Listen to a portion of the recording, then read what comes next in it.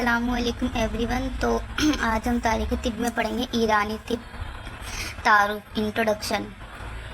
कदीम ममालिक में ईरान का भी शुमार है। कदीम ईरान अपनी तहज़ीब व मजहबी अकायद और उलूम व फ़नून की वजह से अपनी एक अलहदा तारीख़ रखता है। ईरान की तारीख़ से साबित है कि कदीम ईरान में मजहबी अकायद के तहत कुछ नज़रियात ऐसे थे जो सेहत व इमराज़ और इलाज व मुआलजा से ताल्लुक़ रखते थे।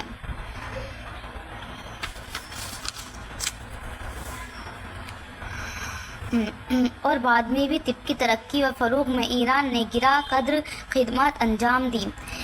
न सिर्फ सलातीन वक्त ने तिब की सरपरस्ती की और तभी मराकिज़ व शिफा खाने कायम किए, बल्कि आलमी शोहरत रखने वाले ज़्यादातर अतिब्बा ईरान नशात थे। गर्ज़ के तिब के ताल्लुक़ से ईरान का अपना एक मकाम है जिसको तारीख़ तिब में ईरानी तिब के तहत दर्ज किया गया है, जिससे खुलासा दर्ज झेल यानी कि नीचे दिया गया है।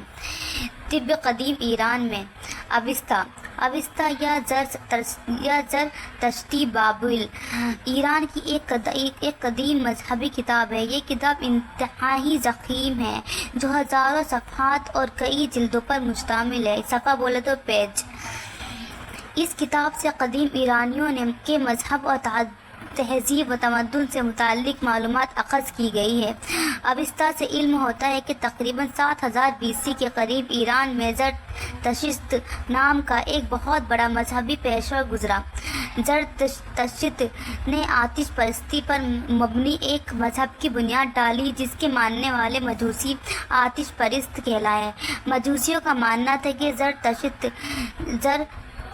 पर खुदा ने तमाम मजहबी अहकाम और दीनी उलूम ज़ाहिर कर दिए थे जो अविस्ता की शक्ल में उनके दरमियान मौजूद है, जिसमें तिब भी शामिल है। नज़रिया सेहत व मर्ज, उनके सेहत और मर्ज का क्या नज़रिया था, कैसा वो सोचते थे। अविस्ता के छठे हिस्से वन दीदाद में तिब से मुताल्लिक़ एक मालूमात दर्ज हैं, काफ़ी मालूमात दर्ज हैं। कुछ मजहबी अकायद नज़रियात ऐसे भी हैं जिनका बिलावास्ता और बिलवास्ता यानी डायरेक्ट और इनडायरेक्ट ताल्लुक़ तिब से है। मिसाल के तौर पर ज़रतश्त का मजहबी पाकी व नापाकी या सफाई व गंदगी की बुनियादों पर कायम था, यानी कि वो लोग नापाकी इन चीज़ों पर ज़्यादा ध्यान दिया करते थे। आग को पाक व साफ़ और मुक़द्दस समझा जाता था, इसलिए आग की परस्तिश की जाती थी। समझते हो, आग की पूजा की जाती थी, आग को वो लोग पाक समझते थे। मजूसियों का अकीदा था, यानी उनका यकीन था कि आग जो खुद ब खुद पाक व मुक़द्दस और दूसरी अशिया को भी पाक व साफ़ कर देती है। आग का सबसे बड़ा ज़रिया सूरज है जो कायनात को गंदगी से पाक व साफ़ रखता है। मंतीदाद में सेहत व मर्ज के ताल्लुक़ से सेहत के देवताओं और मर्ज पैदा करने वाले शैतानों और बद रूहों का भी जिक्र है। लेकिन जिस तरह सफाई और गंदगी के ताल्लुक़ से मजहबी अकायद बयान किए गए हैं, उनमें सेहत व मर्ज का मुकम्मल फ़लसफ़ा यहाँ नज़र आता है। जैसे पानी और ज़मीन को पाक साफ़ रखना मजहबी फ़राइज़ में शामिल था। अगर कोई शख्स ऐसा काम करता कि जिससे पानी गंदा होने का इम्कान होता, यानी कि पानी गंदा हो जाता, तो वो गुनाह का मुर्तकिब और सज़ा का मुस्तहिक करार पाया था। अगर कोई गंदगी शे यानी गंदी चीज़ है पानी में पड़ी हुई हो तो उसको पानी से अलग कर देना बहुत सवाब का काम था। इसी तरह ज़मीन की सफाई भी मजहबी उमूर में शामिल थी, यानी कि पानी के साथ साथ ज़मीन की सफाई भी। यहाँ तक कि ज़मीन को साफ़ रखने की गर्ज से मुर्दों को ज़मीन में दफन करने का रिवाज नहीं था।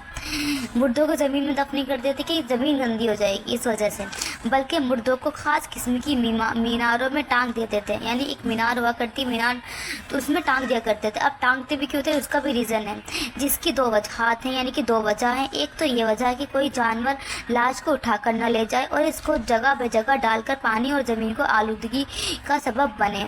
और देखो, पहले तो ये वजह थी कि कोई भी जानवर लेगा इसको कहीं भी उधर उधर कर देगा, ज़मीन भी गंदी हो जाएगी, पानी भी गंदा हो सकता है इस वजह से। और दूसरी वजह ये थी कि मीनार में ऊंचाई पर टंगी लाश को मुर्दा खूर परिंदे गिद्ध वगैरह आसानी से ठिकाने लगा देते हैं।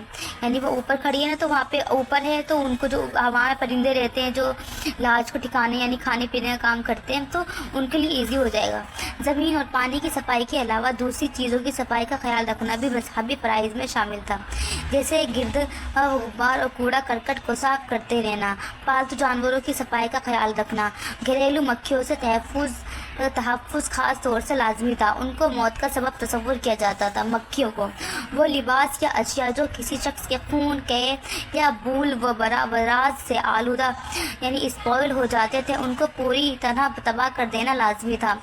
کوڑ میں مبتلا مریضوں کو آبادی سے دور کر رکھنے کا حکم تھا، یعنی جس کو کوڑ ہو جایا کرتا تھا اس کو جہاں پہ آبادی ہوا کرتی تھی آبادی سے دور رکھ دیا کرتے تھے تاکہ ایک دوسرے کے ساتھ نہ پھیلے۔ تو اگلی ویڈیو میں اس کا طریقہ علاج دیکھیں گے کہ ان کے طریقے کیا کیا تھے۔